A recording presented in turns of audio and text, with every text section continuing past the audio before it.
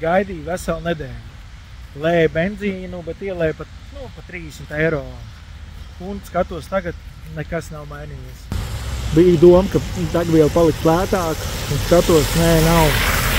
Rekur 95. Nē. Nemaz, vai bija 5,7 vai 5,5. Un var būt 2 centi, bet, kā mēs varam redzēt, zem eiro 50 nenokritās. Vienā vietā, ka man sūtīja, ka Jelgavā it kā ir eiro 49 bijis, bet šodien 24. decembris, Ziemassvētku un cenas šādas.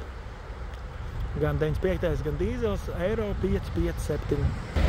Iedeva bišķiņa atlaida ar karti.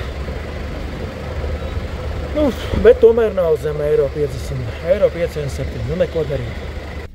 Pārbaudīt cenu, jā, ir 2 centi lētāk, bet, tomēr nav tas. Tā kā gaidām zem eiro 50.